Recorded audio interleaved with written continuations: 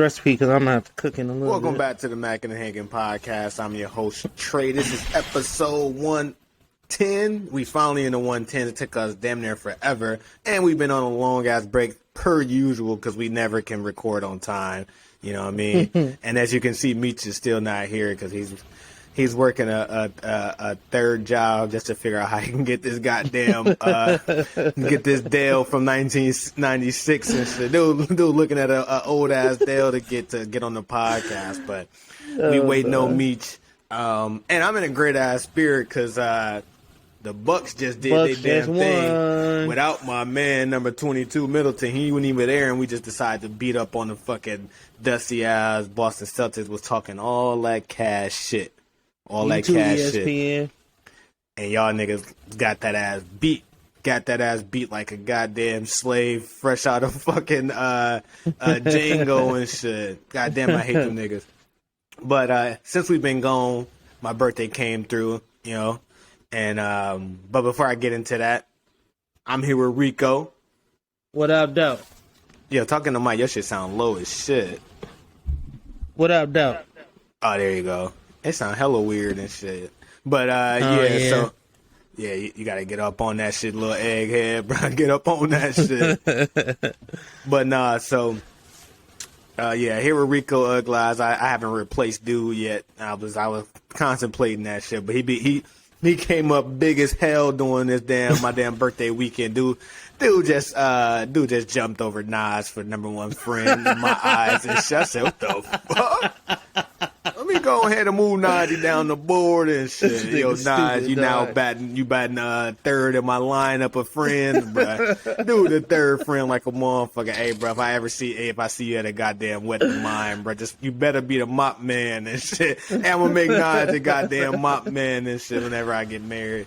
But Rico came through big time, helped my lady plan a amazing birthday weekend. Shout out to Danny.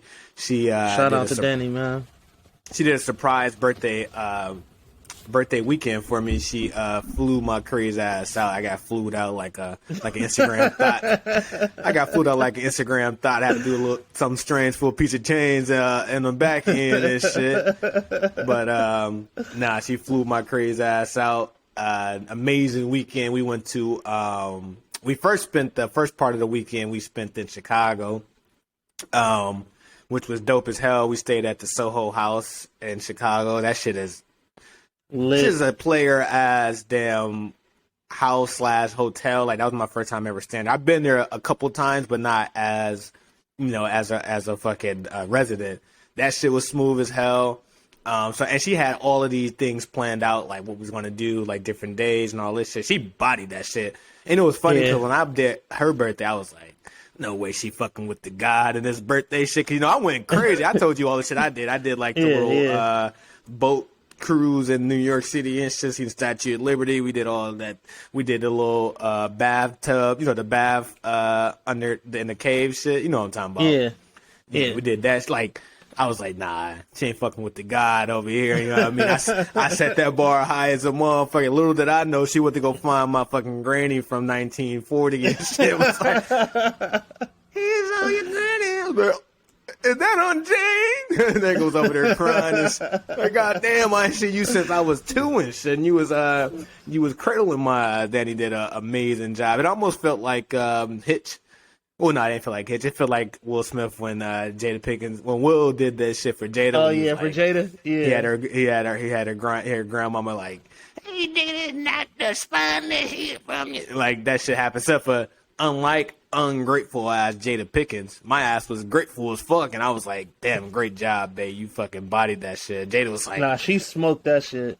Yeah, she smoked that shit like hell. So shout out to babe. Talk about paying attention to detail and shit. Oh yeah, shit. And she worked with all, like, having somebody completely blind. First off, to pull off a surprise is the hardest shit. Because I also did a surprise for Daddy, and like every intricate detail and everything that needs to go royal and well, and like how you got to hide shit and certain shit. You know what I mean? It's a tough ass task to do and shit. She managed to do that shit with no goddamn, like, I had no damn clue. I didn't see the fucking flyer. I didn't see the Facebook shit. You know what I mean? And shit went off to a smooth ass smooth ass weekend. So thanks to everybody for coming through and shit. Y'all was leaving all of those damn happy birthday shit. I'm like, God damn, I'm getting tired of writing thank you to these niggas and shit. Like, God damn, my hand hurting this shit. My hand was hurting like hell writing thank you. But no, I appreciate everybody for helping me bring in my birthday. Y'all niggas real as fuck. And I was also interviewed on the news and shit, so y'all niggas got to see me in my natural light, which is the fucking star that I am, bro. What you got to say about that shit? Nah, I ain't gotta say nothing. It was a beautiful weekend. Again, shout out to Danny. That shit was just beautiful, dog. Everything about it. We actually didn't want, like, we was having so much fun with Rico and his wife and shit. We didn't want them niggas to leave at all. It was like, so they was only supposed to be here for mutual and shit. Well, we was like, what the fuck? This shit, we having a great ass day and shit. So then I positioned them to have a foursome and shit. I said, yo, y'all trying to get this shit popping off or no? And shit. My shirt was off like a motherfucker trying to get that shit ready to go and shit. But that shit was dope as hell. Like, they got my ass so damn smacked. Well, the first night I was fucking... I haven't been that drunk. I want to say that was like top 2 drunks I've ever been. Like, I couldn't even talk and shit. I couldn't do any goddamn thing. Drunk me was just in full damn effect. I couldn't put 2 words together. That shit was crazy. Got that boy smacked all the way up and shit. Hell yeah. Boy was smacked. And I remember like, I was so drunk. I remember like, as I was like thinking to myself, I'm like, yo, you drunk as fuck. And I was like, all right, bro, try to say something and shit. And I was like, I was like, what the fuck was that, nigga? Goddamn, bro. Just try to be alive and shit. I was like, damn, yo, I'm happy as hell. I did a little fast before my birthday weekend. So like, I wasn't drinking shit for like almost, I want to say damn near 40 plus days. It was 47 days. I didn't drink anything and shit. And that might have helped my body fully recover or fully be able to take on the amount of poison that I was sending down the old threshold and shit. I was sending poison straight to my livers and shit. Like, hey, bro, y'all niggas have 47 days of just chilling. Time for y'all to figure out what y'all gonna do with all of these organ killers and shit. Cause that's all that shit was coming down and shit. But that shit was fun as fuck, yo. I had a fucking blast. And we got some more shit planned. We heading to DC Friday and shit. So yeah, we finna go to the Broccoli Fest with Dre Ass and we do some more drinking, do some more listening to some amazing music. I gotta go see that nigga Lucky. Lucky gonna be there. I gotta go see Tim's and shit. But so if you wondering like, oh, how has this nigga Trey been hanging? I was saying, I've been hanging like a goddamn king, you motherfucker. I've been hanging too goddamn well. Watching the Bucks just put a goddamn back down on the ugly ass Boston, coming off a great ass week. I don't think life can get any much goddamn better and shit. I've been coming home to checks and fucking hot meals and shit. Been eating goddamn fried chicken all the time and shit. I've been, I just bought a goddamn new phone. Everything coming up. Trey, goddamn news interviewed me, bro. It don't get no sweeter than this shit right over here and shit. You know what I mean? That's the mantra right there, my boy. Yeah, my hanging has been going pretty goddamn smoothly and shit. I feel like I was walking down the street and somebody just offered me a pound of gold and shit. I said, what the hell? Of course I'll take a bag of gold, my friend and shit. What the hell? But yeah, so that's how it should be. I didn't even get into Mac and the Hang. I just had to jump right into it. Nah, we can. That's cool. That was a perfect what's the name? Because we can jump right into our topics and shit. No, shit. I want to know how the fuck you been macking, bro. How you been hanging and shit? I mean, if we go talk about it, my shit been smooth, bro. I'm pretty much done with the semester. I got one last paper to do. I'm gonna finish that shit up tonight. My other class, my teachers told me I pretty much passed and shit. I just gotta take my little certification exam, so I've been studying for that. Oh, once you pass the certification, you'll be certified in that shit? Yeah, I'll be certified in one of my skills that I need and shit. What's the certification? What is it? It's under like it's called like IT Pro or something like that. IT Pro Net or something like that. Hey, I thought you was about to say typing and shit. I was like, what the fuck? Stupid he was getting certified in typewriting with his stupid. It's, they say I type 10 words a minute and shit or some wild shit. I forgot the exact word. It's in this program called Test Out, but I've been studying for that. Facts. Cheer anxiety good. Relationship is good. Like niggas just Reading still going heavy. Like, I'm just still, like, elevating and shit. I respect that shit like a motherfucker. I fuck with that shit. Oh, no. No, I wouldn't know shit. Just still, you know what I'm saying? Just still doing my thing. I'm literally changing into the person that I see myself as. You know what I'm saying? Like, just trying to be consistent with everything and, just do better. Only thing I can say. Yeah, no, I fuck with that shit. I seen I stayed up on those books. I still ain't finished the fucking habit book and shit. It's funny because one of my habits is not finishing shit, and that book was a part of me not finishing shit. I'm like, God damn, I still got to finish that goddamn book and shit. But yeah, I fuck with that shit. I got to definitely check out that book you were talking about, the compound effect and shit. Yeah. Yeah, that shit's smooth as hell because I know what the compound effect is. It's like, compounding interest every day, getting better every day after day after day after day and shit. But slightly. You got to do it and just make sure that it's literally, 1%. That literally is my mantra and shit. Small steps for big results and shit. And that's how you got to live your goddamn life, bro. But yeah, and then what about Tierra? How she been? Did she still been hitting you and shit? Yeah, that's why I got my hood on, because I got a gash in the back of my head and shit. Nah, you over here joking, but I seen her choke your ass up that day and shit. I said, what the fuck? You ain't even do shit. I said, nah, fuck that.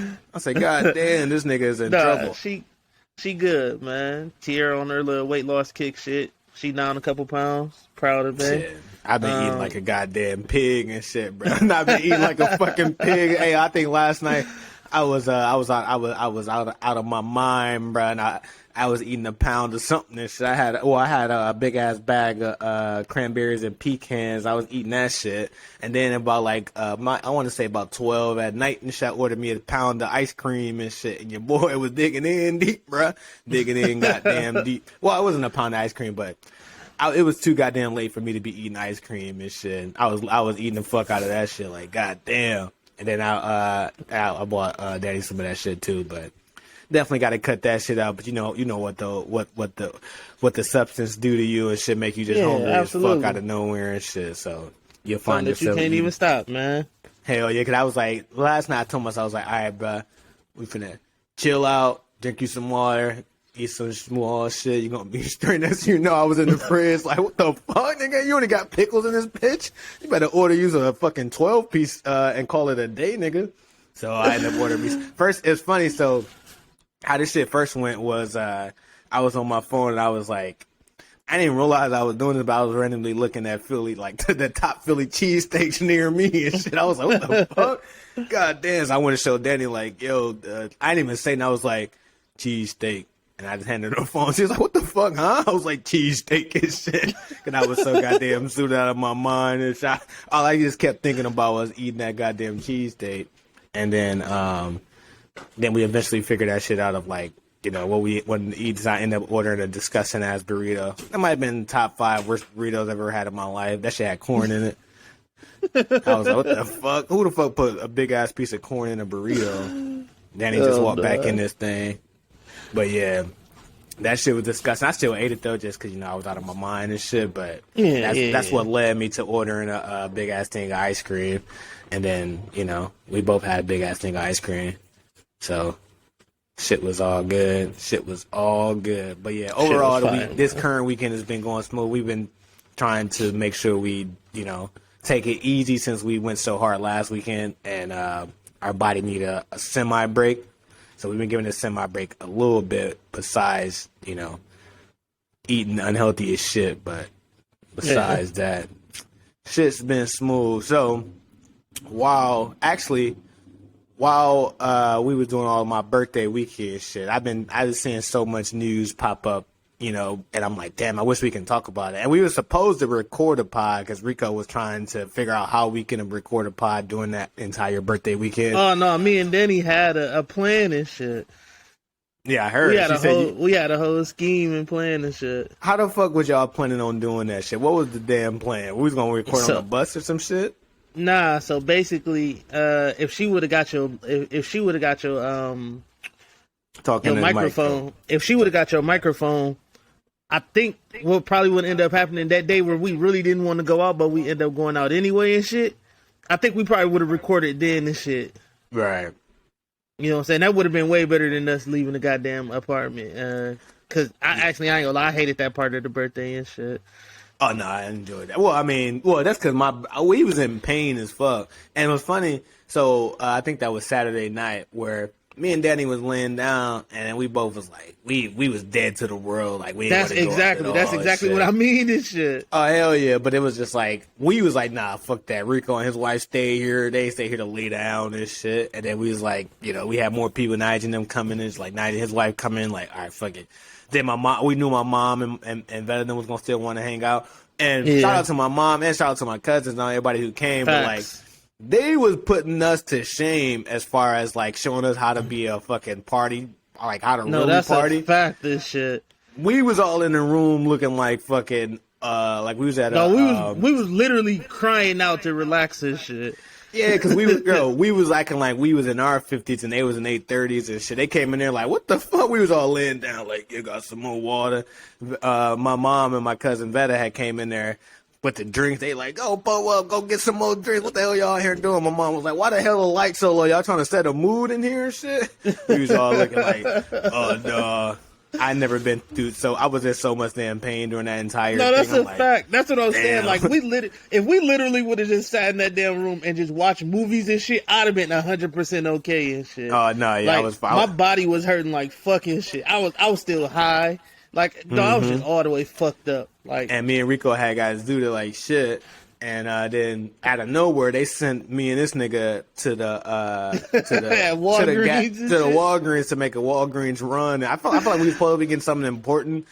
Just know I came back with some bean dip and shit. I came with some bean dip and like some wild random ass chips. And I was telling Daddy, I was like, Rico saw all the things I had and he approved of every purchase and shit. Like none of us looked at the purchase and was like, nah, bro. Like I don't think you need to be getting some Dorito infused with hot sauce Doritos and shit. Like what the fuck? And why you buying a $5 bag of Doritos and shit? I bought like 3 family size bags of Doritos. Like dog, we was fucking that shit up, dog. Hell yeah. And that was funny, so I had bought all this shit, all these Doritos. I'm out of my mind and shit.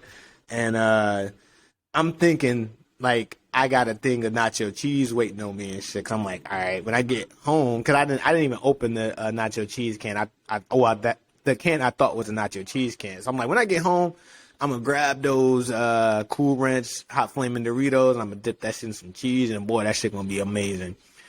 I wait all the way till we get back to New York.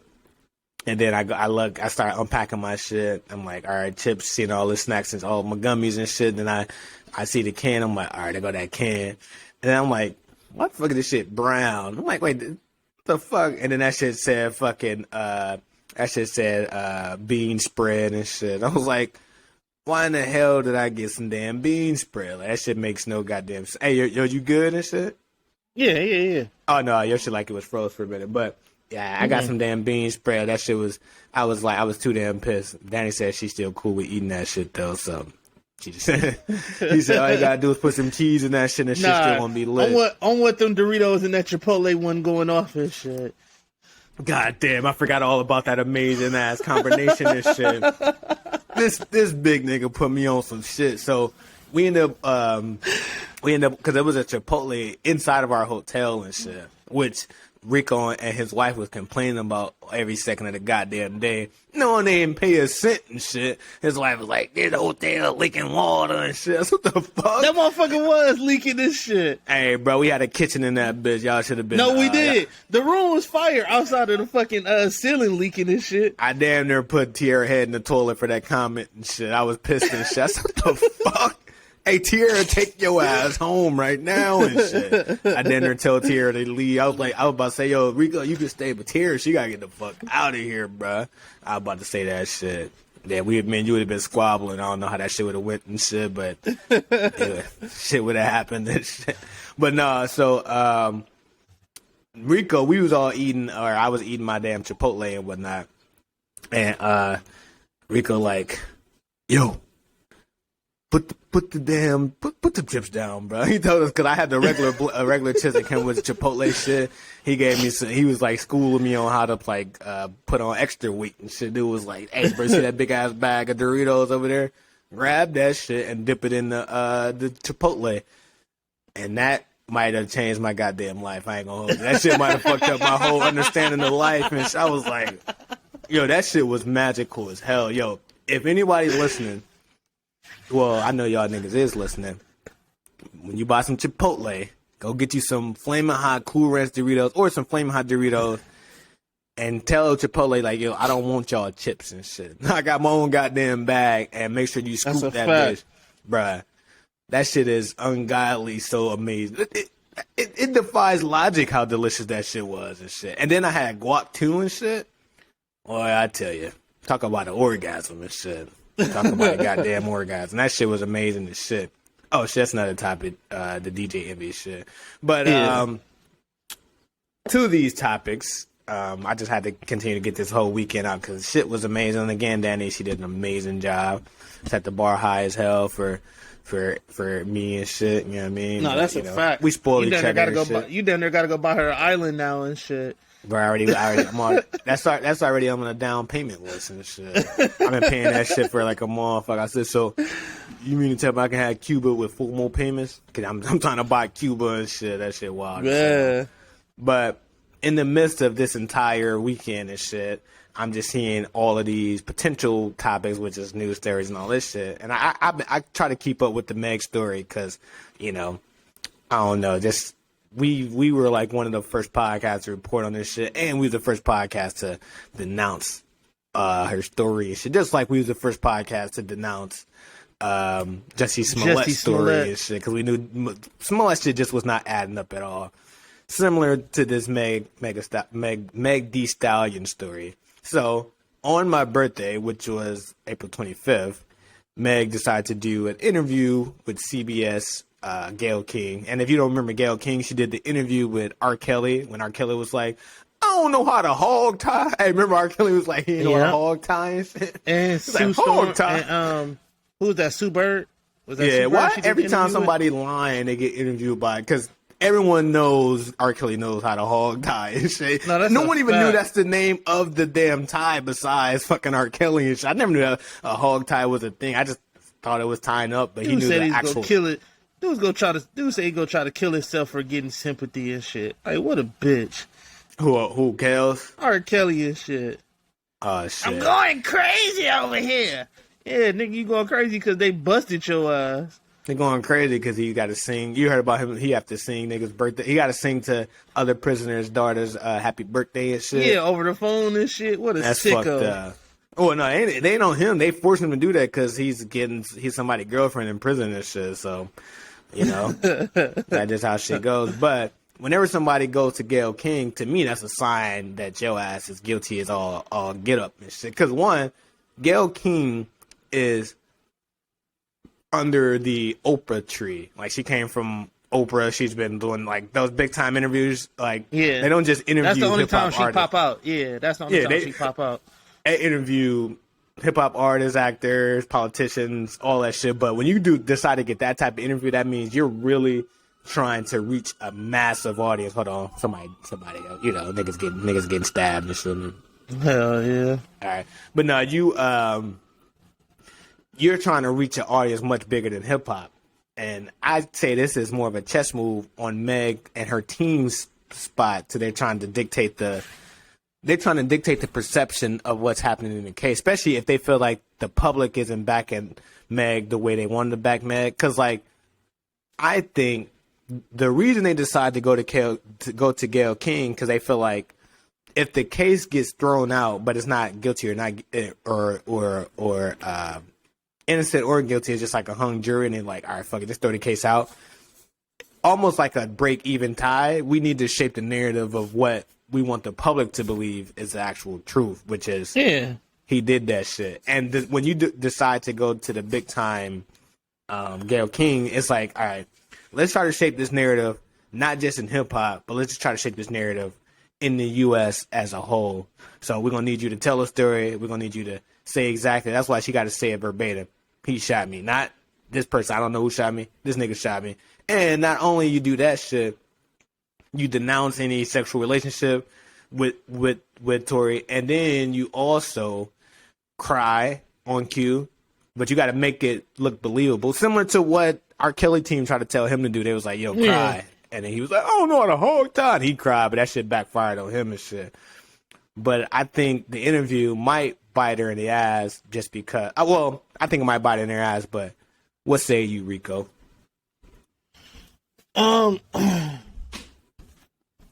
It's so many holes in this story that it's not even funny and shit. But call them out. Call them out. Call all the hoes out right now. Well, for one, I could have swore she told everybody at first she didn't see who shot her. Right?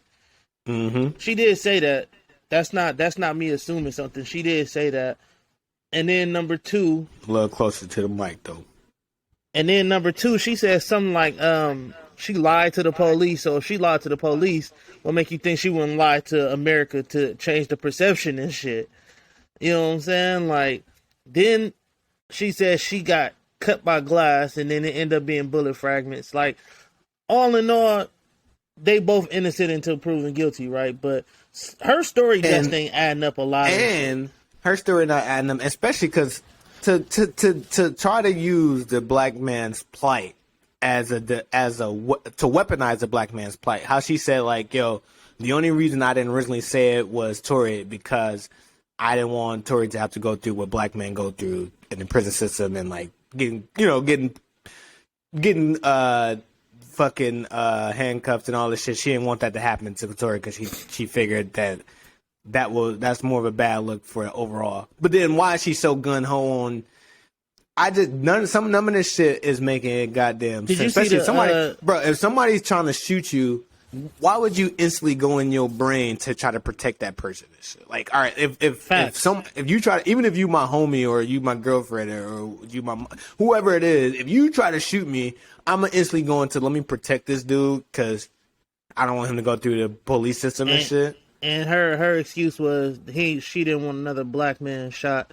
Like, did you hear or see about she shared the text messages between her and her friend? No, elaborate on this. So, I think it was Academics or somebody that was saying that she shared text messages between her and her friend, basically saying like, yo, I got shot, Tory shot me, right? But one, when you look at the message, it said it was sent at like 7:00 in the morning. And then two, he said she told everybody that her phone was dead.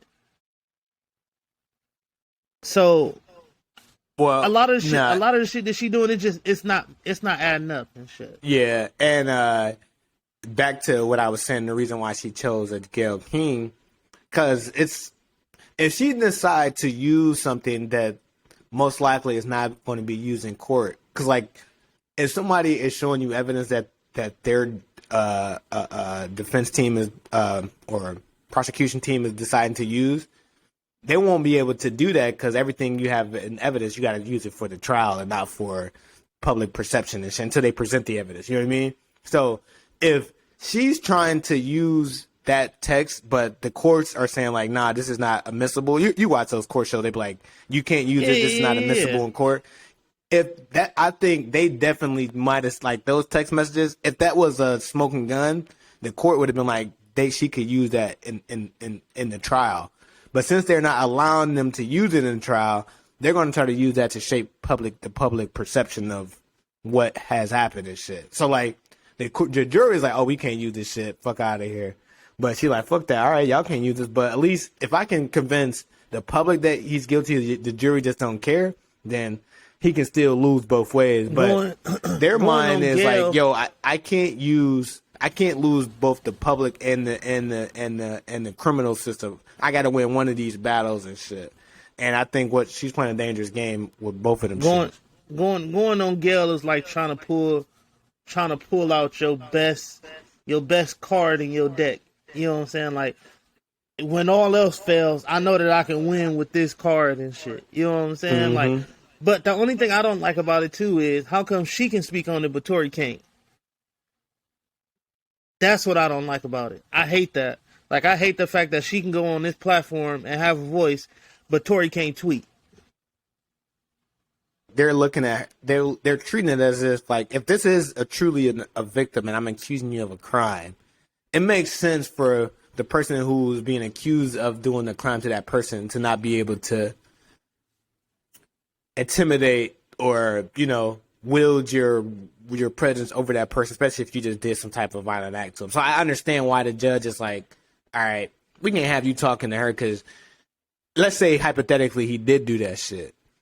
You wouldn't want that person to be communicating with you if they just if they shot you. You know what I mean? Like, if they was like, nah, fuck that, I ain't do this, and they're like, yo, because originally they said she had not a gag order, but she had a, what's that shit called? A restraining order and all that shit, and he was violating that shit too. So that could be why they're like, all right, this dude won't stop talking and shit. You know what I mean? So, yeah, but keep talking. I gotta fix this real quick. Keep talking. Shit. No, you fine. It's just, I don't know. I'm really ready for this shit to be over with, to be honest with you and shit. Like, this shit been dragging on too far. It's a lot of, you know, he say, she say, and at the end of the day, when it come time for them to do this, trial, I hope that the justice system does this job. You know what I'm saying? Like, it be so much flawed shit going on, and I don't be understanding that shit. Like, she don't look like a person that's traumatized either and shit. Like, a person that got shot be kind of fucked up about it and shit. Like, yo, she was twerking like 3 days later and shit. So let me ask you this then. Why do you think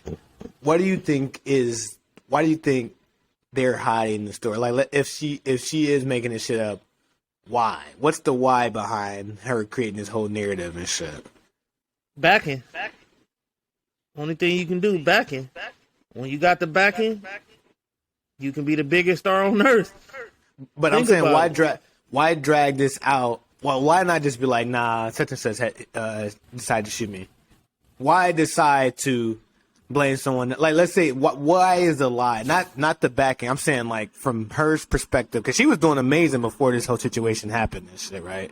Like, what is she set to gain in saying that he did it versus saying somebody else did it? Or, like, why is she pushing that narrative? I'm just trying to figure out what is it for her to gain in the situation? Not the backing. I'm talking about, like, the moment happens, it's like, all right, let's blame this shit on Tory. Why does she just say, all right, fuck that, my best friend shot me, or such and such shot me? Can she possibly think he did that shit and she ain't really know, and now she don't want it? Like, what do you think is the reason why she decided to go so hard and push it on Tory and shit? I mean, it can be a mixture of things, personally. I done seen women do shit because they scorned and upset at a nigga. Other than that, so you just think she's upset and, like, she's just, fuck that, like, you decided to cheat on me, so I'm about to ruin your damn I don't life. even think it was a cheat thing. I think it's more or less one of them things where she really just trying to save face that her and her friend was fucking the same nigga and shit. Oh. She don't want that kind of guilty backlash on her and shit. You know what I'm saying? Like, people do a lot of shit when they don't want. When your perception is one way, anybody will do anything to say their perception and shit. You know what I'm saying? Right. So if her perception is being this high mighty ass person and shit, the shit that she pulled fucking her homie boyfriend is like super snake shit. You know what I'm saying? And you might not want that perception of you to be out there and shit. You know what I'm saying? Like, you speaking some goddamn fire right now, bruh. Yeah, you gotta remember, like, nigga, like you said, her perception was already high and shit. Like, Meg was the one, and then her trajectory was only going up.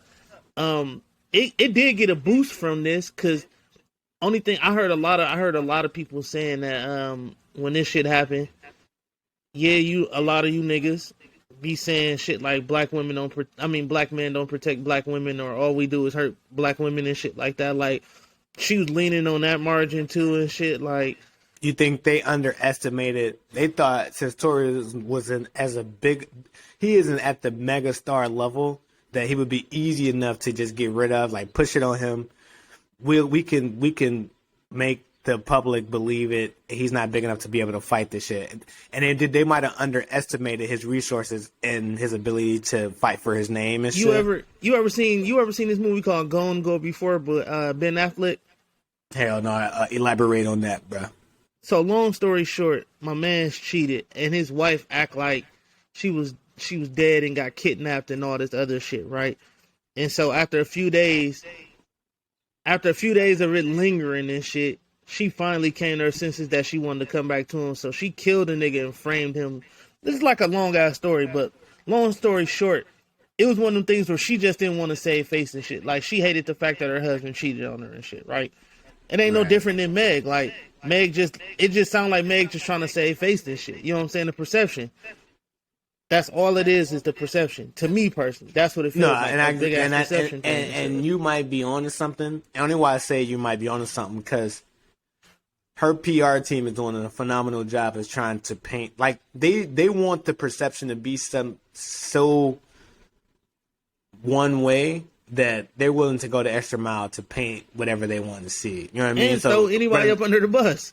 Yeah, anybody. It could be people that like, oh no, you conspiring to silence me as well. You working on Tory's side, like, oh, Joe, but nah, you were part of that. You were part of the problem too and shit. Because they just recently they just got on Joe's ass about the recent episode of them talking about the situation. Now they're saying like you're conspiring and like blah blah blah. Like when people are viewing this from an objective lens and everybody's like, yo, this don't sound right. I know we always say like, you know, protect black women and all this, but it's like, shit, just like when Jussie Smollett shit wasn't sounding right, we wanted like, oh, like we want to believe black people in general when we try to use systematic shit that like how Jussie was like, yo, somebody threw a noose. He was trying to use racism as like his thing to galvanize us and shit. And Megan, similar to Jussie, she's trying to use the plight of black women, the plight of like domestic, like all that type of shit to galvanize people to be able to like, fuck that. I'm on this side of this is right. Fuck what y'all telling me. You did that shit. And when somebody, I've never seen somebody as innocent fight as hard as Tory is fighting. Like, bruh, you know when somebody like they fight like, bruh, like there's no way that this shit happened. You know when somebody really fighting and they showing you like this is one big ass lie. Even if you get the gag or you like, nah, fuck that. Like this is a humongous like, this shit lie. is just this shit is being dragged on entirely too long and shit. Like, yo, get to the bottom of this shit, dog. And if you got hoe tendencies, you just got hoe tendencies. You know what can erase hoe tendencies? Money. But I don't even think that would have been. But to her thing, I don't think that would have been that bad though. I don't think if it would have went down of like, yo, Tori had sex with her best friend and her best friend found out and shot or whatever. I think she would have been past this. Her career would have been like she would have still been big as fuck. She wouldn't have to come up with either side. I think this might be way bigger. I feel like by them dragging it out, they made it way bigger than it had to be. That situation even had to be as big as both sides has, you know, dragged this shit out. So I'm thinking like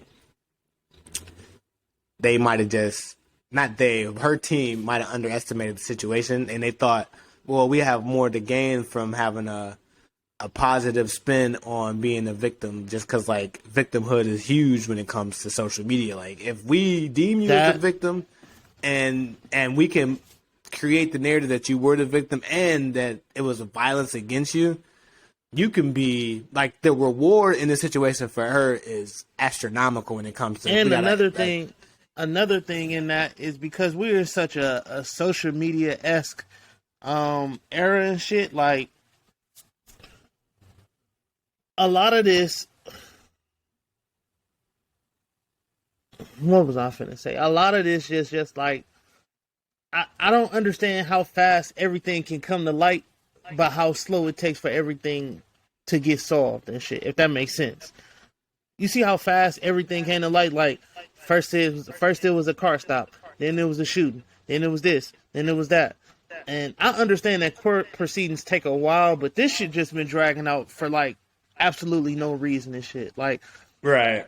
This should have. And then another thing that I've been hearing too, like, well, that everybody saw is that, I mean, and I could be wrong on this, so if I'm wrong, I apologize, but didn't they say that it wasn't no gun residue on Tory or some shit like that? I thought I heard that. Well, so it's just like, yeah, it's just a whole bunch of weird shit. That's why I'm like, I would want this to play out in the court. Like, yo, just let this shit play. Y'all keep playing, because they keep, both sides are trying to play out in public. It's like, y'all go silent publicly, let the court system rule it out. But I feel like the more someone is pushing something in public, that means they're losing the court battle and shit. Because, like, if I'm winning in court, I don't need y'all. The court's finna pick my side anyways. You know what I mean? So I don't have to shape a narrative for something to be perceived as a certain way. You know what I mean? I feel like only guilty people do shit like that. You know what I mean? Yeah. But speaking of some similar, but not that similar, but it seems like there's a PR campaign, I feel like, to blackball the baby. I might be the only one that's thinking this shit, because I know everybody's like, yo, I'm sick of this shit. I'm like, the frequency in which I'm seeing the baby stories pop up on Instagram and on Shade Room and on all this shit is like every day. It's like the baby shot somebody. So if you don't know what I mean, so like last week, old footage of the baby incident when he had shot and killed this guy in Walmart. It happened like years, maybe 4 or 5 years ago. It happened. We all knew the story, but like leaked footage of like the actual encounter finally came to light randomly, and it came to light by was it the New York Times? Oh, no, who was it? Damn, what was the source? It was like a major white source and shit. So that shit came out, and then some more shit yesterday. TMZ. No, that wasn't TMZ. It was Rolling Stone. Rolling Stone. That's what I'm saying, bro. Rolling Stone. Actually, so why is Rolling Stone? This is a huge publication. Why are they leaking some footage of an incident that we already know about? And it's almost like, at Rolling Stone, I've never seen them like cover the baby like that. Like Rolling Stone is the creme de la creme when it comes to like, well, it's supposed to be the creme de la creme when it comes to fucking music media. You know what I mean? Because like, you know, when you're on Rolling Stone or cover of Rolling Stone, people all talk about like, yo, he's on the cover of Rolling Stone. Like, that's one of the prominent figures in music and shit. And they're breaking the baby story. Or not breaking, they're just leaking the footage. I'm like, who the hell did the baby piss off for all of this negative publicity to come out? And is he running for office and shit? Because like some more shit came out yesterday, said like the day before, or last week too, another story came out of him smacking his artist Wisdom in the face and shit. And them getting into a fight. And then another story came out yesterday of him fighting somebody on the music. You seen the music video set and shit? Yeah. He fought a nigga behind he fought his artist, Wisdom. No, I ain't talking about that. I'm talking about the new shit that came out yesterday. Oh no, that wasn't a music set. He was renting a house from a white dude. Oh, and like the white punching dude, the white dude and shit. He did. He punched the white dude. Oh no, he didn't punch it. You right. I'm sorry. I'm talking over you. I apologize. Yeah, he didn't punch it. The white dude. His security or artist punched the white dude because the white dude. I don't know if you've seen the other video. The white dude was storming out the house. He said, "Look at these fucking niggers in his house. There's always these niggers that's always renting out my house," or something like that. And then supposedly he tried to spit at the baby. Either way, he deserved that ass beating this shit. Yeah, but my question is like, all of these videos are coming out. It's almost like somebody or something is sick of this nigga. Somebody heavy, somebody in the top position, like the what's they call Lucian Green, like one of those top niggas.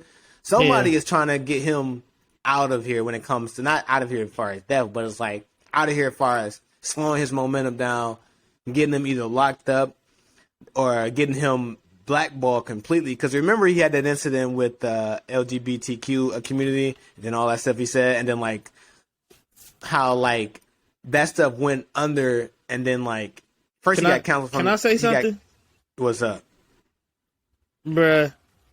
They trying to cancel this nigga any way possible, bruh. They hate that a nigga they hate that he is the cheat code to the system. Let's just. But is he independent? Is he independent or is he signed and shit? He might be in the middle of both, honestly, and shit. He might be signed to a major, got his own shit, but let's just call a spade, my nigga. They want all rappers locked up, and he is the only rapper so far that got the cheat code to get out of every situation that he done been in.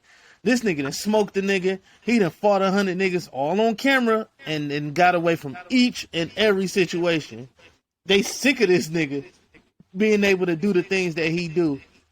The baby is. But I wouldn't agree with they want all rap because rappers are making these companies so much fucking money, and he's not independent. He's signed to Interscope and shit. Nah, it's you. We both right in that sense. We're right. You're right in that sense. Where yes, they are making them all the money in the world, right?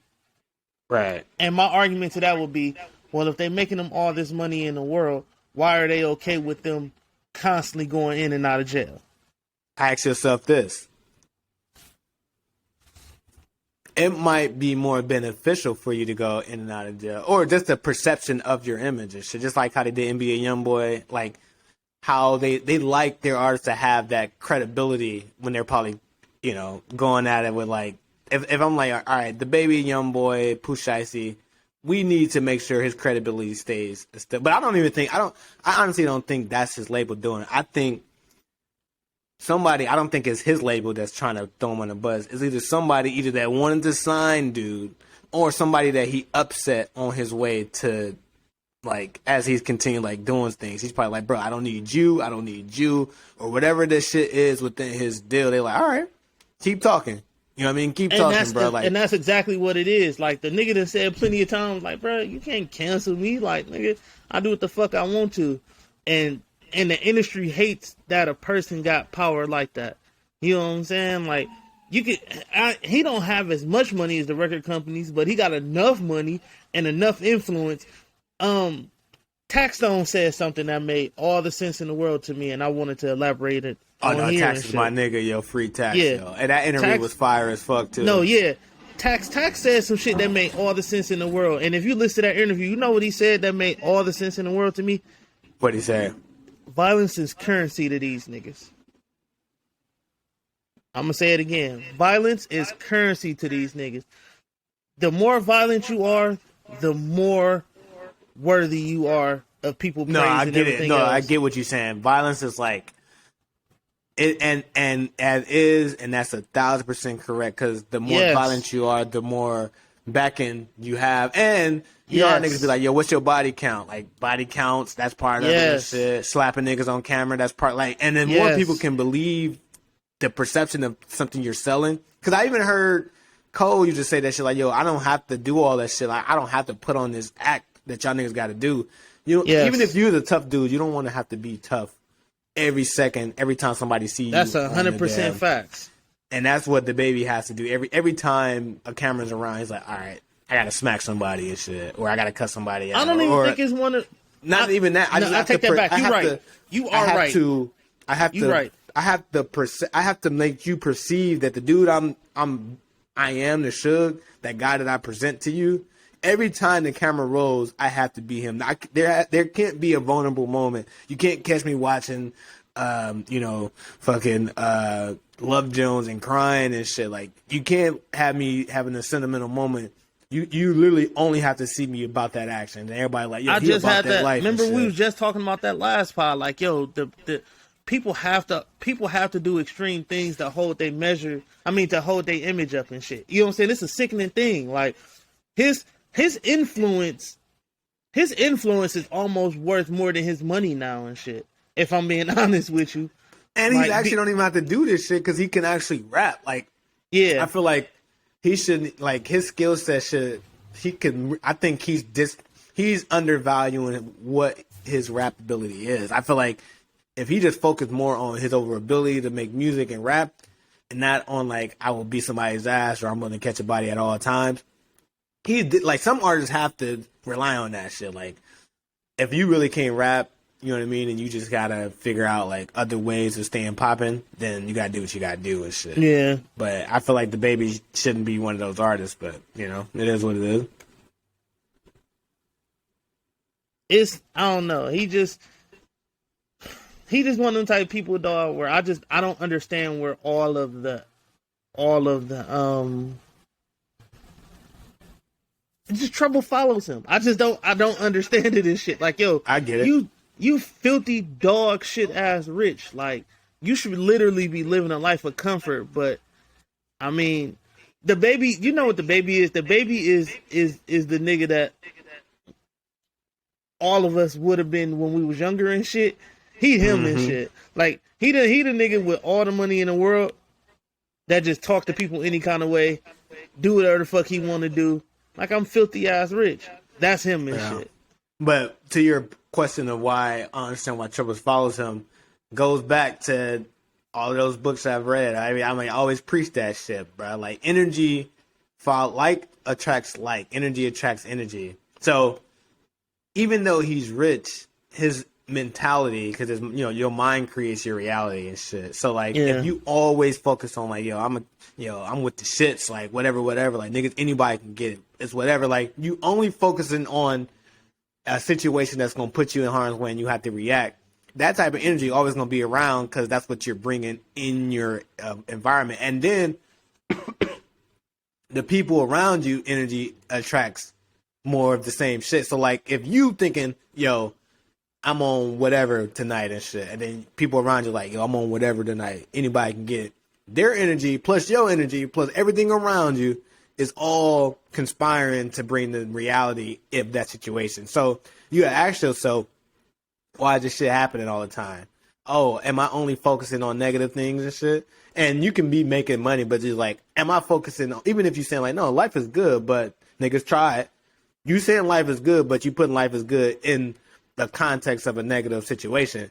And when energy follows, it don't care about how you putting that. It's all about the intent of that energy. The energy is like, all right, well, your wish is my command. You want more of this type of shit so you can continue to prove yourself? Because, like, that energy of him proving himself is going to continue to show up in his life and shit until he just say, fuck it, I don't have nothing to prove to no one and shit.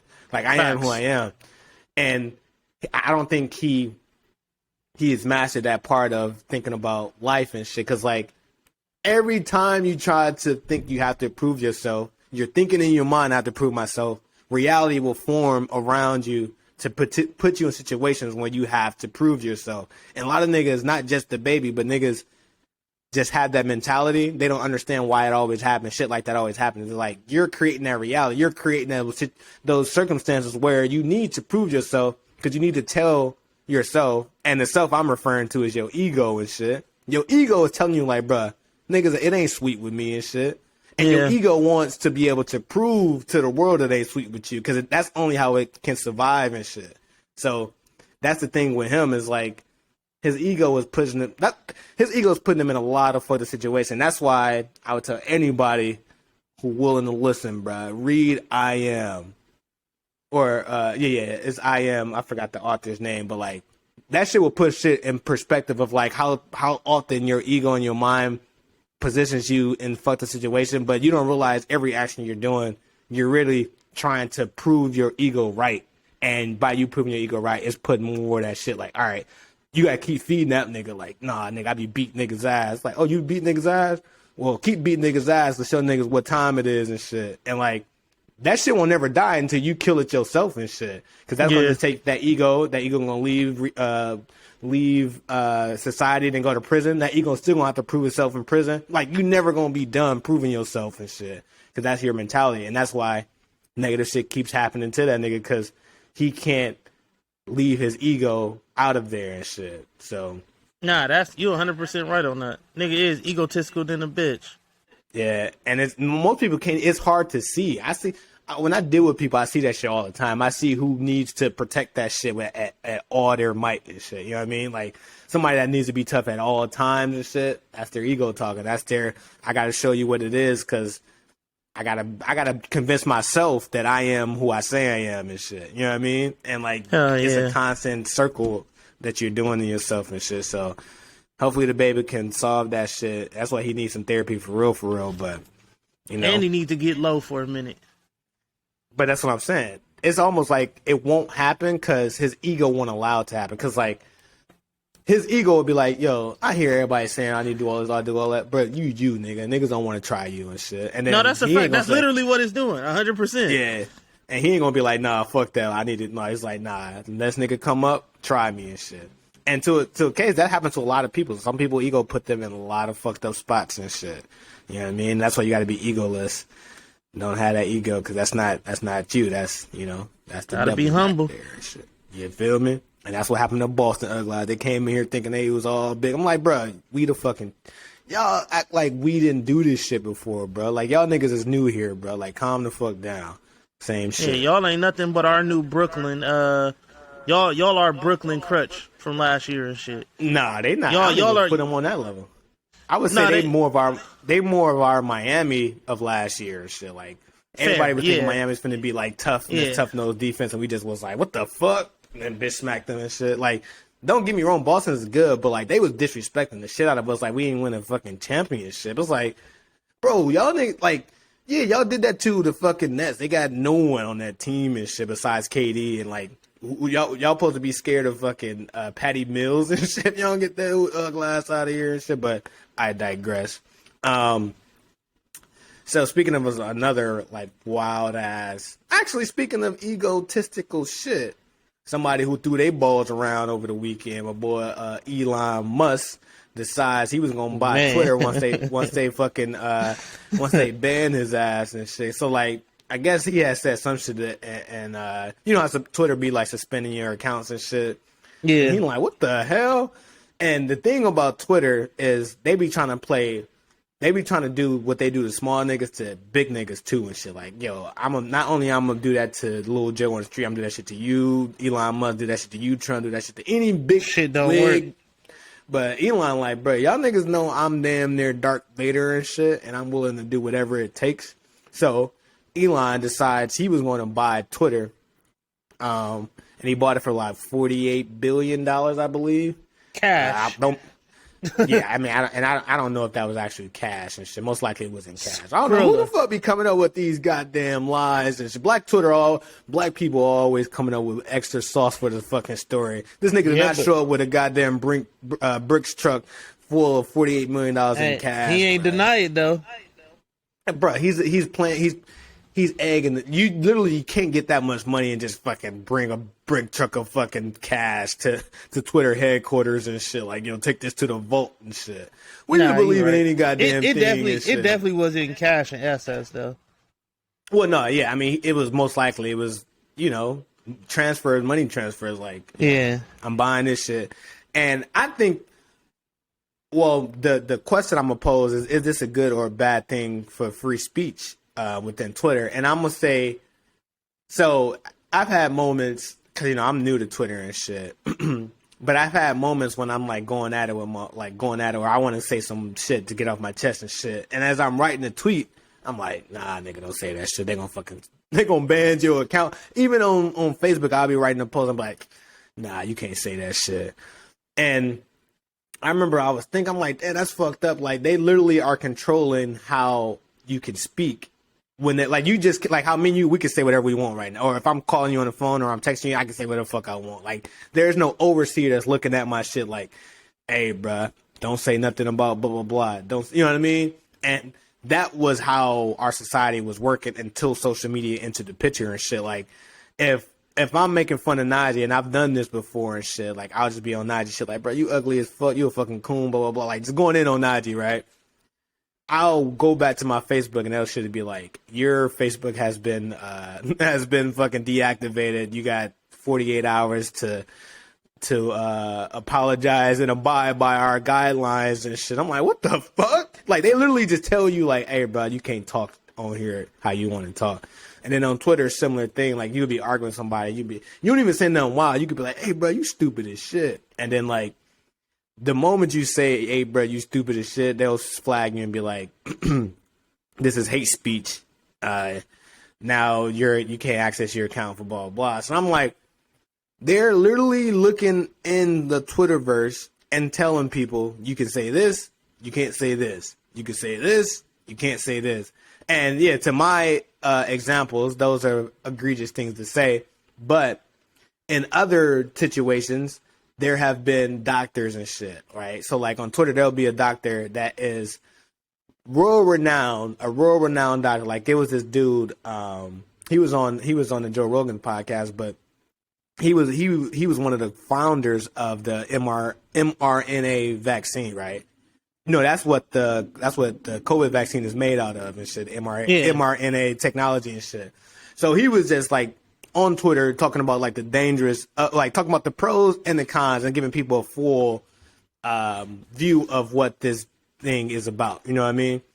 He ends up getting his whole Twitter page deactivated. They blackballed him from the page and they called him a quack and shit. And then like a whole bunch of other doctors that was going in and like talking about like, you know, different things, they was all getting their pages deactivated and shit. And everyone was like, yo, what the hell? Like, we can only view this particular topic with one lens and shit. And that's when this whole censorship thing has become a huge problem and shit. Yeah, that's because they was trying to control the narrative on what they wanted you to see and shit. Mm-hmm. And that's why this is a good thing. This is a good thing that he's trying to buy this shit. Because it's like, bro, enough is a fuck enough. Enough is enough for you to tell me. I get it. Like, the hate speech and calling people derogatory terms, I get it. You can still put the clamps on that. You can still do that, yeah. Yeah, you can still put the clamps on that. But I'm saying, like, if I'm a doctor or I'm a politician or I'm somebody that's like there was politicians and people who were investigating what's his name, Hunter Biden, you know, Hunter Biden, Joe Biden's son and shit. Yeah. Like he had his this laptop, it had all this wild shit he was doing overseas with these countries and like helping out all type of fucked up people and doing all type of illegal shit. And there were certain people on Twitter that was like journalists and investigators, people that was calling this shit out. They was finding their page deactivated, finding shit like being shadow banned and shit. And everybody's like, yo, there isn't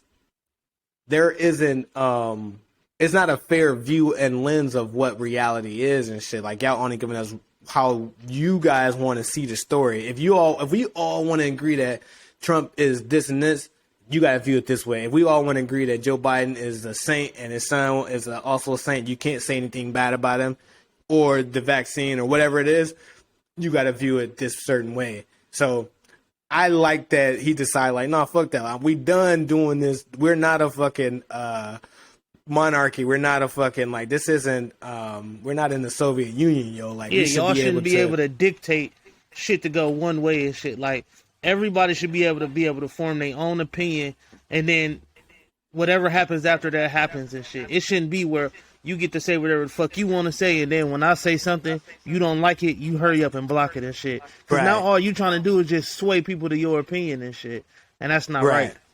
And then even if you sway, let it be a natural balance of both sides and shit. Like, there can only be like, yo, this side, I'm only going to present it from this one angle on this side, and if you have anything else to do, I want somebody from this side. And to be, you know, either banned or shadow banned or whatever. But it's like the extremists on the left don't get harshly treated as the extremists on the right. And the left is the Democrats, the right is the Republican side. But if I'm an extremist on the right, I'm like, yo, I don't like what the Republicans are trying to do. They're trying to, you know, do Queen, like all this extra shit. But Twitter's like, all right, cool. Because like most of Twitter will be left leaning, you know what I mean? Like they'll lean more towards Democratic thoughts and shit like that. So like, I'm not gonna ban you, but if you start talking that right shit, oh hell no, bruh. Oh hell no. So I think Elon Musk is showing that it's good to try to fight for free speech. Now, I don't know if that's gonna work. I don't know if it's gonna be successful. I don't know if he has the balls to do it. I don't know if once the money starts to be affected, cause only why I say that, so I seen this story yesterday. You know, zooted it out of my mind as I do like stroll through like different I do a lot of history and like regular shit, like what's going on in today's world and shit. And I seen a story about how the UK they're trying to pass this bill where they still don't allow a certain type of speech on social media, or they still want regulations when it comes to certain type of speech. And if it goes against anything, that they'll still be able to flag you. And like, they're like, if you guys don't have strict enough guidelines within your system, then you won't be able to have this platform in. And see, that's where a big ass commotion go come in at, because it's not a universal thing. You know what I'm saying? Like, when governments become involved into some shit, it won't happen in the U.S. because U.S. we're supposed to be. This is supposed to be the open freedom market. of speech, And open market, you can't tell a company, like, long as they're not doing no killing, no shit like that, it's like, yo, y'all do what y'all do. But the EU, they like, nah, fuck that. Like, y'all not saying anything y'all want to give a fuck what Elon got to say and shit. Yeah, this shit just, it's mind blowing at the fact that he even did this. But I'm like you, I'm just curious about how this is going to play out in the long run. Like, are they really going? He's the owner, but how much of the ownership does he have? You know what I'm saying? His name is on the dotted line and everything else, but I still feel like they gonna be trying to regulate shit. You know what I'm saying? Like, I just don't feel like this is one of them things where it's just gonna be, because if it get to a point where Twitter is like really like the Wild Wild West, like, yo, we finna be in a wild ass time. You think Twitter wild now? It won't. You know why it won't? It's too much. It's so much money involved. Because, like, so, I work in advertising, but I work in online advertising. And I deal with teams that work in social media advertising, work in Twitter, advertising, Instagram, Facebook, all this shit. So many top companies are aligned with Twitter, like, using their services to promote their products and shit. Elon is not, he might say, yo, freedom of speech, whatever, but he's not dumb enough to shun out companies, like, to force companies. Let's say, like, Nike is like, all right, well, if y'all gonna do that, then we not running ads on your platform no more. You know what I mean? And if Nike pull out, let's say fucking Apple pull out, and let's say, who knows, fucking Walmart, like, all these major companies pull out from advertising your product. Now you're losing all of this money that comes in, because whenever somebody clicks on ads that's on social media, the social media channel gets profit from that click. Also, that's how social media is keeping their lights on. Like, that's how Facebook is keeping their lights on. That's how Twitter's keeping their lights on, is from advertising and shit. So, like, he will have to look at his bottom line and be like, all right, we want freedom of speech, or we want the allure of freedom of speech, because how can we get freedom of speech without jeopardizing the Twitter relationships with these mega corporate 500 companies and shit? And that's going to be the game he don't have to play, because it's going to be like, either he could say, it won't be the Wild Wild West because it's too much. It's way too much money involved. Like, you got Amazon advertising on there. You got no. The entire market is. When I say it's gonna be like the Wild Wild West, it's gonna be one of them things where it's just like, we thought freedom of speech was wild now and shit. Like, imagine the chains being unleashed and shit, right? Because I agree with you. These big ass major and that's why I said I don't know how much of this is really gonna be freedom of speech. You know what I'm saying? Because everything that you're saying is 100% facts. Like, you really think these major corporations nobody's gonna sacrifice having these big ass corporations off their platform and shit. Just as much as the platform needs us, these corporations need us too and shit. So they gonna find a way, like you said, to regulate it. But it's gonna be a wild ass time if it really get to a point where shit is like unfiltered and shit. Like, motherfucker can really get their shit off. Shit gonna be wild as hell and shit. The wild card in this whole shit is Elon. That's the wild, because the wild card is like, he might not give a fuck. Because I've seen him, like, I follow stocks. Like, I own some Tesla and shit. I've seen, like, he's willing to just say, yo, I'll tank this shit in the short term just to profit in the long term and shit. So he might just say, yo, bruh. Yeah, he's a futurist. Advertising. He's always looking ahead. It is what it is. If y'all niggas don't want to fuck with us, whatever, but shit is finna get wild over here. Y'all do what y'all do, but we about to have a damn blast. Like, Elon might say some shit. Like, you seen that tweet he said about putting cocaine back in Coca-Cola. Like, yeah, I thought that was fake. That shit was for real and shit. No, there's no filter on Elon and shit. You know what I mean? So he might do that. But the interesting thing will be, if the audience remains on Twitter. So, like, let's say they don't lose audience, they just actually gain more and more people start jumping back on. Then the advertisers will be left with an interesting conundrum And that would be like, all right, people not leave, because all advertisers care about is, am I getting in front of you and shit?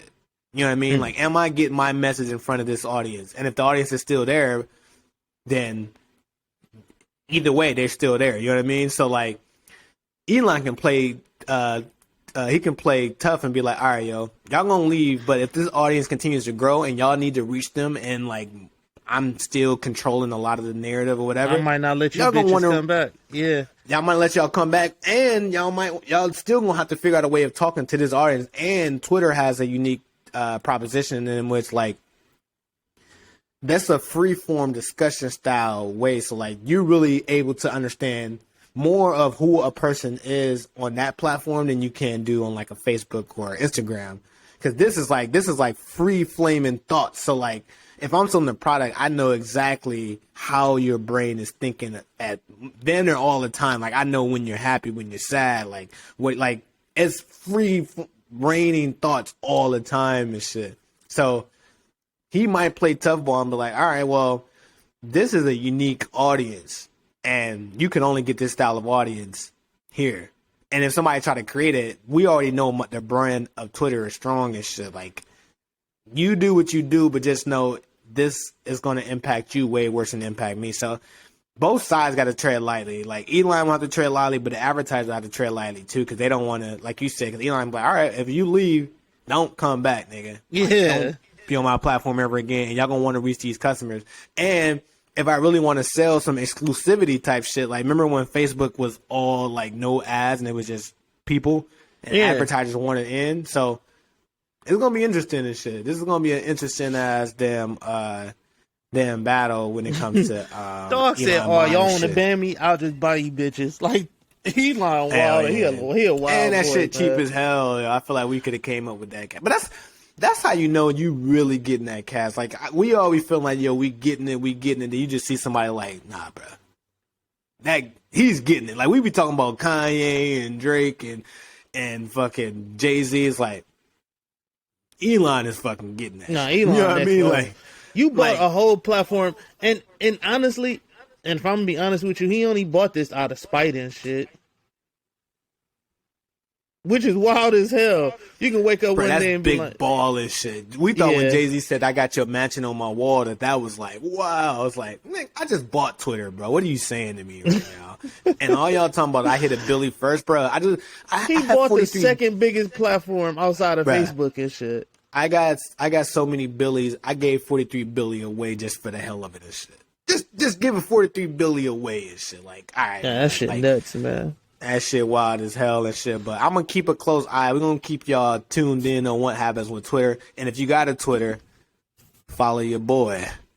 You know, I forgot my Twitter handle and shit, but I can't remember that shit at all right now. But follow me and shit. I'll post that shit in the section and shit. Follow my goddamn Twitter page, because your boy mostly talk about sports and shit. You know what I mean? Mostly talk about sports. I guess we can kind of get to some music shit before we get on up out of here. You heard? Actually, before I get to this music shit, I got one thing I want to get off and shit. And this shit been annoying me like hell. Yo, Biden, bruh. I see you playing those same damn PR games that Meg is playing. Joe Biden, you playing the same PR games Meg playing. You playing the same PR games whoever's playing that against the baby. He doing it, bro. The blueprint is always out there. You just gotta keep your eyes open and you can see this shit for what it is. So I think it may have been like 3 months, maybe 2 months, maybe 4 months ago. But it was a story that came out that was like, yo, Biden says he's not, somebody asked him, was he going to keep his campaign promise about student loans, reducing like the $50,000 student loan, whatever. And then he was like, no, won't do that at all. It's like, he just pretty much flat out said. Dude changed his mind like 2 weeks after he got in the office and shit. Yep. He said no. Everyone reacted. Everyone on Twitter was like, what the hell? Me, I was like, what the hell? You know what I mean? Like, that was one of my major reasons why I decided to give you the old vote. So he said no. Everyone was pissed. Like, even when he do like some small thing, everybody like, bruh, fuck out of here, bro. Like, you just lied too damn much and shit. So recently, updates came out, and there was a story that said Biden is planning to, or Biden and his team is thinking very long and hard about suspending student loan debt completely from everyone. So I'm seeing that shit like, oh shit, you know what I mean? Falling for the fucking PR games that these niggas is doing. But I got to start understanding, like, they just want to see what the reaction will be and how long they can wiggle the fucking carrot in your face just to, like, garner some attention and to possibly get me reelected. Because I'm a jangle the shit in your face, make you think like, yo, we were on a plan, but it ain't gonna happen until after 2024, whatever the fuck he's out of office and shit. Like, after 2024, we gonna get y'all right on these student loans and shit. But story came out, said him and the team is thinking hard and long about abolishing student loan debt and shit. So I'm sitting there, I'm like, damn, we finna finally get rid of this shit. You know what I mean? Then more stories came out recently. Then it was been like, well, Biden says he has no plan on. He's still thinking about student loan debt, but as far as removing $50K or more or whatever, he's not considering that shit at all and shit. So everybody like, what the hell, bro? What are you doing? Why do you keep dangling this shit in front of our goddamn face? And the shit that they deciding to spend or like remove student loan is all PR shit. Like, oh, if you went to a non-profit or for a for-profit school, then you're eligible for his fucking relief. Meaning people who went to fucking Trump University and like Stanford and Brown, like these colleges that's for profit, not colleges that are like community based or university based. It's more like, you know how like Trump has started a random school and then people just start taking his classes and shit. Like, yeah. Regular people can start up school and they call them for profit schools and shit. If you went to those schools, which is literally like 0.1% of the population that went to that shit, not even a 1%. It's literally like 0 point something. He's like, we're going to suspend your guys' debt. It's like, who? First off, the people who fucking decide to go to for-profit school, like, that's just the stupidest shit in the world, and they don't want getting the goddamn, relief versus the people who decide, oh, let's go to a 4-year college or let's go to such and such, because that's what the fucking government and everyone is selling you on is like, this is this, like, and they pushing those loans at you at that level way harder than they do at for-profit schools, because for-profit, you damn near got to go private loans in general anyways, because, like, they don't even... Most of those don't even fucking qualify for the federal loan program. So you got to go. We like, not even federal people and shit. Like, they giving that shit. What they doing is they giving it to all the people that work in the government or people that worked in schools for like 20 or 10 years or some shit. Oh like no, that. Like, but I'm cool with that though. I'm cool. No, I am that too. I'm saying like they shit. not giving it to people. They not giving it to the average Joe people like me and you and shit. Like, people that actually make on-time payments and shit like that. Like, right. But yeah, and then like they know, because it's funny. It's not like this is just that's the conundrum that we are in as overall, like our country and shit. Is like we are all in the fucking same boat. Like, it's not just like the poor man over here, the middle class person, the rich person. It's like the lawyer, the doctor, everybody within society has all fucking took out these loans and shit. You know what I mean? So it's like, even people within his cabinet. I know, what's her name? AOC, one of the head Democrat ladies. She said she had hella fucking student loan debt. And she's actually a fucking she's on she's a senator and shit. Or she's somebody high in the fucking government and shit. And she has all this shit. It's like, they all know it's in the benefit for us, to compete with stronger countries like, say, a fucking China or some shit. Like, you got to figure out a way of abolishing this shit. And we created a system whereas if you're not from the U.S. and you decide to come and take classes and all this shit, or like go to school here, there's way more benefits for you to do that as a person from another country than somebody from here. Like, you would get way more discounts and shit, as far as like scholarships, grants. Like, there's so much shit from the non-U.S. Citizens to like not have college debt and shit. But I just say that to say, yo, Joe, stop fucking. Either you gonna do this shit or you not. But all I'm saying, if this isn't signed, the bill isn't signed by primaries or it isn't signed by that shit, Yeah, that was the only thing to keep it be on the train, bruh. The vote is done with, dog. So if you don't do that shit, bruh, I'm not voting. You're not getting my vote, bruh. But if you do that shit, I'm a Democrat for life, bruh. And I might get your name tatted on my neck and shit. The older you get, the more you realize, society threw niggas in a wrench and expect for you to get yourself out. The older you get, the more you realize how the game is played, my nigga. Just be smarter next time, yo. The only thing you can do. You know but I just think it's more of the system of how society is structured. Capitalism, like capitalism, has no moral basis. It's designed to capitalize off of anything. They tell us all this shit, right? They tell you all the shit, but don't tell you everything that come along with it or after it and shit. Mm-hmm. Go to school, get a good job, get a good education, do X, Y, and Z, right? They didn't tell you about all the other letters, the EFGs and shit like that, and everything else that you got to go through and shit. Like, literally, us now, people like me and you are literally learning all this shit on the fly and shit. Oh, facts. But that's all.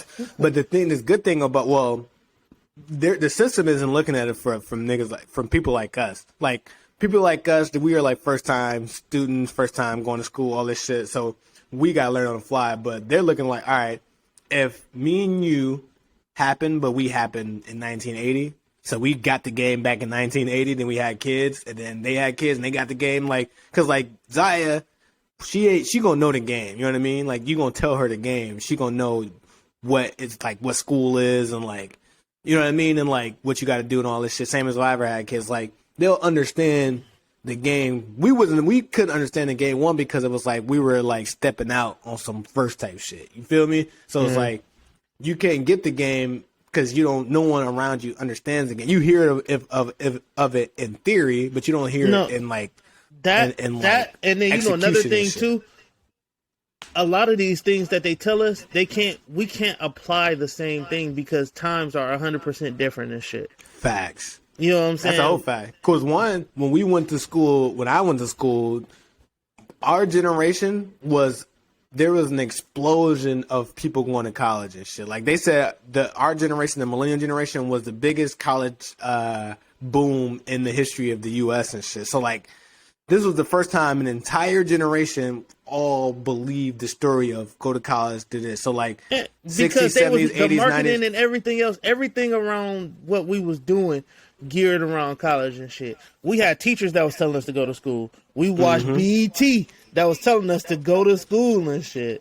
And don't get me wrong, college, you need to go to college. I'm not saying don't go to college, because college, certain things you need, there's certain jobs you only can get from going to school. Certain style, certain shit will help. You can only get so far. Let me take that back. You can only get so far at certain jobs without going to school and shit. Right. It's more we live in a place now. Yeah, we live in a place now where you can get a job without going to college, but you can only go so far. Oh yeah, it's definitely a ceiling. And the ceiling will stop. Fuck. I'm in my current career. You can't. You won't be able to get in the door without college and shit. Literally, you can't. There's no other avenue into this shit without. That's the prerequisite to even enter the field and shit. You know what I mean? But so it has its benefits. It's just the backing of how you finance that shit. That should have been part of a bigger discussion, especially in high school. I feel like that should have been a class in and of itself and shit. You know what I mean? All right, just so you can understand, here's what this shit means and shit. You know what I mean? Because a lot of people didn't understand that shit. A lot of people, especially we didn't know. Imagine if you was in school and it was all right, here's the difference between all the loans you would have to take out in college. Here's what this means. All this shit. Oh, yeah, I got your crazy ass. But yeah, all in all, Joe Biden, stop lying, bro. Either you gonna do this shit or you're not gonna do this shit. But we ain't got time for your lies. You heard? Let's get to it though. While we were gone, another thing that happened, when it was funny because we had this topic a while back. It was about Kendrick Lamar, and when we were thinking it has J. Cole and all these dudes surpassed him because he's been gone for so long, and is he putting more pressure on himself as far as not being out, and you can't come out and drop an okay album being gone for like 5-6 years and shit. Let me ask you, the first part of my question is, did Kendrick Lamar absence put insane amount of pressure on him to not just deliver a good album, but deliver a classic project? Yeah and no. I'll start with the yeah first. He's been out so... Okay, so here's the thing with Kendrick Lamar and shit. Kendrick Lamar has what very few artists has, and that's what I would like to call the rap grace period, where people will wait on you as long as you need them to, because your body of work has consistently gave us exactly what we wanted. The thing that's scaring me about this is, because it's been so long, I don't necessarily know what to expect from him. But in all fairness, though, we never know what to expect from him. You know what I'm saying? No album of his has sounded the same. Not one. Every album has been different. So I'm not more or less scared that... Actually, I'm lying. I would be a liar. I'm lying. I'm terrified to know what he would do next. No, seriously. I'm terrified to know what he'll do next, because everything has sounded different. Right. What if he go into some kind of techno shit? You know what I'm saying? Mm-hmm. Like he do some whole other shit, and it throw me off. Because me personally, and people can argue this, and I wouldn't be mad at it. I feel like he 3 for 3 and shit. Oh, facts. He is 3 for 3. But yeah. To your point, I agree with. Well, when I say, I would say I think his absence is putting an enormous amount of pressure on himself. One, because you got a higher rising artist. Like, when he was gone, people never viewed Cole. Like, Cole wasn't trying to like actively move up. You know what I mean? Like, for real, like actively. Yeah. Like, no, I'm a real threat and shit. And like, this is the first time Cole's actually been trying to like say like, nah, fuck that. Like, I'm actually a rapper's rapper, and I can rap on your level, if not better and shit. So I think the pressure will mount, and people are expecting him to not only just eclipse whatever Cole's done, he got to eclipse all of the shit that's been coming out since he's been gone and shit, but also his past shit. The bar he set for himself, plus the shit that he got to get to the current level of where music is at now. And to your point of, you were saying like he always tries something wildly new and shit. Trying something wildly new, but also trying to maintain your status as that person and try to live up to what we all expect. That shit's gonna be. I'm not saying he not gonna be able to do it, but the pressure is on like never before. Cause it's almost similar of like how when people was waiting on Detox, like everyone was like every year that he waited, it was like, all right, bruh. Like, you got to come with it for real. Like, you got to come with it. It started becoming more and more legendary. More and more legendary. And think about all the stuff that's happened in Kendrick Lamar's absence. You got a pandemic. You got George Floyd. You got all type of wild shit is happening. You got the person who talks about a lot of societal shit all the time. You know what I just thought about, though? Not to cut you off. We all going to be expecting him to address these shits, but so elegantly and like talk about it in a way where we all can like you get what I'm saying? Like it'll just have to be like, yo, he said everything we needed him to say and shit. You know, the one thing I will say in that time frame since he's been gone, Cole is the only person in that class that done dropped a classic. That's what I'm saying. You know what I'm saying? So his competing level ain't that bad. Now, if he had to compete with Drake and Cole, then it'd be like 100% different and shit. But check this out though. He will not compete because Drake album wise, no, but he gonna have to compete with Drake success wise. When I say success wise, I mean like he gonna do it regardless because he gonna smoke. Yeah, I was just finna say whatever but Drake I'm numbers talking were, about like he finna surpass them 2 or 3 times. Not even numbers. Like single wise and shit, because like Cole, he gonna have to compete with like, all right, are you finna eclipse this classic that Cole just dropped? But then Drake, are you gonna be able to have any singles that's not just cause you Kendrick, but like they undeniable singles and shit. You know what I mean? Like in his absence, because I don't think his absence was 5 years ago and shit. So think about all of the shit Drake was dropping, not just albums, just singles, his number one singles, all that shit that was happening in the midst of him being gone and shit. All I'm saying is he can drop a classic project, but he also gonna have to have like chart hitting success singles too. You know what Kendrick Lamar is? Who? Kendrick Lamar is he's synonymous with the phrase quality over quantity and shit. Mm-hmm. Him and Cole. Yeah.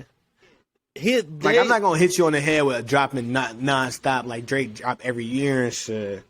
Yeah, when he drops, he gives it to you and shit. So, and I only call that Cole a classic. I mean, it's cool to me, but I can understand why everybody's saying it's a classic and shit.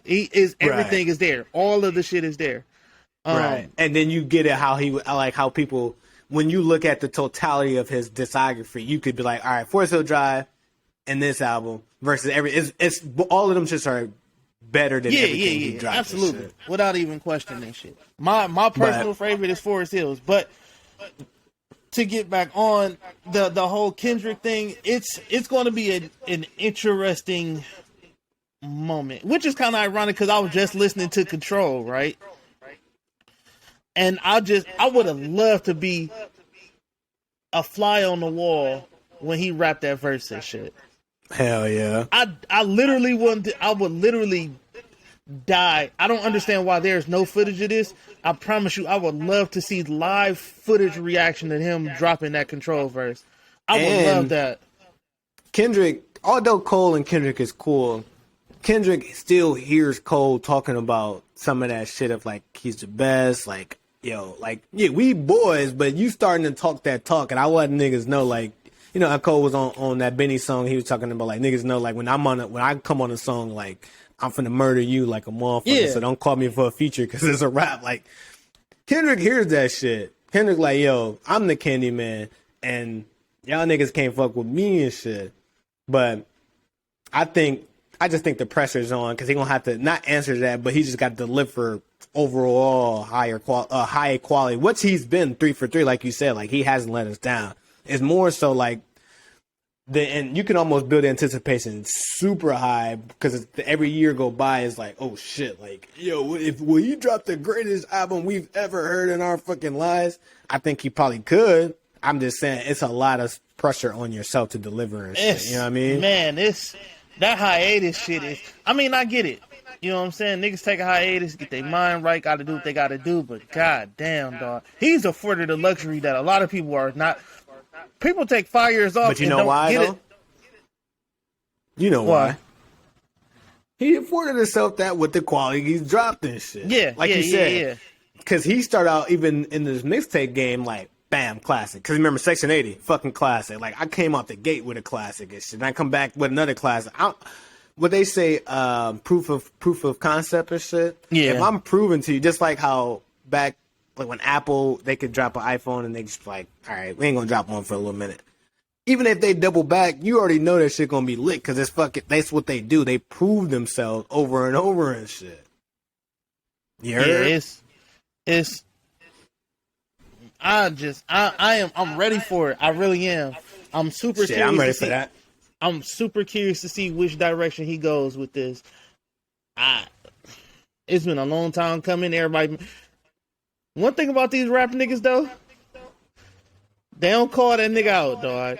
They done disrespected a lot of niggas. I ain't never heard a person disrespect Kendrick Lamar. Not once. They don't want no smoke with him. I ain't heard a nigga disrespect Kendrick not one goddamn time. Only nigga I heard that called him out a little bit was Cole, but he just stated like niggas got he said niggas try to give me the bronze. They got Drake and K-Dot over. Remember all that shit? Yeah. On Heaven's EP or some shit like that. Because Cole ain't scared. Cole like, bruh, I know my skill set. And then Cole was even saying, like, bruh, I feel like I'm at the pinnacle of my abilities and shit. So, a nigga that's saying that, another rapper like, all right, well, let's because I will want to, they're never going to do that because they homies. But for the sport of the sport, I would love to see that shit happen. Shit ain't gonna lie, I would love that shit like a more. I mean that, but just keep or it, I would have loved shit. the supposed album that they were supposed to drop together and shit. But you know, or hopefully we get a feature. But if we get a feature on Kendrick's album with Cole, I want smoke. So the thing Cole that singing a hook and shit. I want thank you. fucking I'm so glad you shit. said that. I'm so glad you said that. Whenever these niggas get on the song together, it's always one or the other doing a goddamn hook. I think they both did a verse on one song and it was trash on both of them and shit. I think it was all it was on Jeezy album or Ross album. I think it was Jeezy album and shit. That shit was lukewarm as fucking shit. I want goddamn. Let's spar it out, bruh. Yeah, I want to hear some goddamn. Like, you give me your best shit, give me my best shit. Let's go the same way that Kendrick Lamar was on Big Sean ass, I want him to be on what's the name ass too and shit. And I think they both should look at it like this, like we all getting old and we all getting up there in age. If we gonna have these moments, we just need to make sure, like when we all like when you get a certain age, like you feel like you don't want to have no stone unturned and shit. So you don't want to get to like Big Daddy Kane age, like damn, I wish I would have went at such and such, or Jay-Z age, like fuck, in my heyday and my prime ability, I should have went at such and such more and shit, or you know what I mean? Like don't let these moments miss you and shit. So I say that to say we got a great damn pod. We bodied that shit. We 2 for 2 in these deuce pods. You know, me and Rico going crazy. Yeah. But that's gonna wrap up the Mac and the Hanging podcast. Thanks for listening.